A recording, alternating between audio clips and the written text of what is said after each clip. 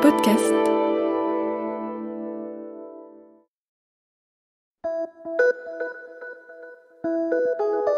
Salut, c'est Julia de Lina. Cette semaine, dans la vie d'avant, je vous emmène à la rencontre de Maria, une ancienne couturière à domicile dans la région d'Alençon. On est en 1989. Maria raconte son apprentissage et ses journées de travail lorsqu'elle séjournait chez ses clients. Elle devait faire le tour du cadran pour fournir tout le linge de la maisonnée. Alors vous étiez couturière à la journée alors? Oui, c'est ça, couturière à la journée. Mais vous avez commencé vers quelle année à peu près? En 1920, je suis de 1907. Alors j'avais juste 13 ans, en 20, à faire mon apprentissage. Et je le fais pendant 2 ans. Et après, je partis en journée. Pendant mon apprentissage, on ne gagnait pas un sou. La patronne ne nous payait pas du tout. On avait juste une petite traîne le jour du premier de l'an. Et c'est tout. On entrait chez la patronne pour faire l'apprentissage. On ressortait, on n'avait ni papier ni rien. On se débrouillait comme on pouvait. Quand je commençais à travailler, je prenais 3 francs par jour. Et vous étiez nourrie, non? Ah oui, nourrie. Et on commençait notre journée à 7 heures du matin, en ce moment-là, de 7 heures à 7 heures du soir. Mais on travaillait depuis le lundi matin à 7 heures du matin jusqu'au samedi soir. Hein. C'est pas croyable qu'on a pu vivre comme ça. Vous alliez toujours chez les mêmes clients ou vous Toujours. Quand il y avait beaucoup à faire, puisque dans ce temps-là, on travaillait beaucoup pour Pâques, on marquait beaucoup le dimanche, on marquait les fêtes. Pâques, la Toussaint, le Août. C'est selon le nombre de filles qu'il y avait dans la maison. Des fois, j'y étais une semaine, quelquefois 2-3 jours, et d'autres fois que j'allais une journée de temps en temps. J'emportais mes ciseaux, mes aiguilles, ma craie, ma règle pour découper de ma tête. Je n'ai jamais appris à faire la coupe. Je l'ai prise comme ça, de moi-même. Hein? En voyant la patronne qui taillait devant nous. Alors, on donne un petit coup d'œil comme ça. Et on prenait les mesures.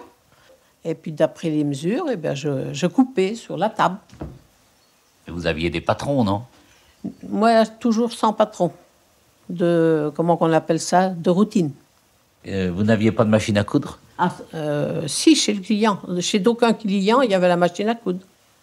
Celui qui n'avait pas de machine à coudre, souvent, il l'empruntait chez le voisin. Moi, je n'emportais pas de machine. Non. Et toutes les fournitures, le fil, les boutons, le tissu? C'est le client qui le fournissait, pour moi, en journée de couture. C'est le client. Si j'achetais du fil ou des boutons pour garnir, je l'emportais et il me le remboursait. Oui. Le client, puisqu'il achetait le tissu. Comment vous vous déplaciez? À pied. Et là, vos clients étaient loin de votre habitation? J'en avais qui étaient à 2 kilomètres, d'autres qui étaient à 1 kilomètre, et puis d'autres à 4 ou 5 kilomètres. J'ai eu une bicyclette qu'à 25 ans. Et chez le client, où est-ce que vous travailliez? Quand j'étais dans le bourg, c'était une petite pièce à côté de la cuisine, mais dans la campagne, c'était dans la maison de la ferme, à la fenêtre. Et on n'avait pas chaud, parce qu'il n'y avait pas beaucoup de feu. Les portes étaient toujours ouvertes. Forcément, les gens allaient travailler, et ils rentraient, ils sortaient. Alors, j'avais pas chaud aux pieds. Alors, l'hiver, on prenait une chaufferette, parce qu'il y avait la braise dans la cheminée. Le temps que je fais la couture, c'était la toilette que j'aimais mieux faire. Mais le client me demandait de faire n'importe quoi, je le faisais. On faisait les petites chemises des petits dans celles du papa. Pour les petites filles, on prenait souvent dans les robes de dames qu'on retournait. Et puis, on faisait robe et manteau, les trousseaux de la chemise à la robe de mariée. Est-ce que vous avez un souvenir particulier ou un travail que vous avez fait qui vous a particulièrement marqué? Quand je travaillais que je faisais des robes pour une fête, alors ça me tourmentait parce que j'avais toujours peur de ne pas bien leur réussir. Je me tourmentais beaucoup pour mon métier.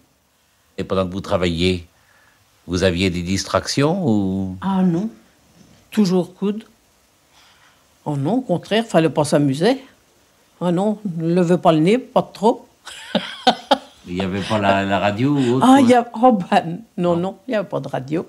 Ah, il n'y avait rien du tout, non. On avait de temps en temps de l'agrément, c'était quand il y avait des trousseaux. Alors, qu'on faisait le couvre-pied, on invitait le marié à venir coudre un petit peu dans le couvre-pied pour l'arroser. Et après, le soir, on chantait, on s'amusait. C'était une tradition, ça, une habitude du... Oui. On a fait ça, ces choses-là, jusqu'en 1938.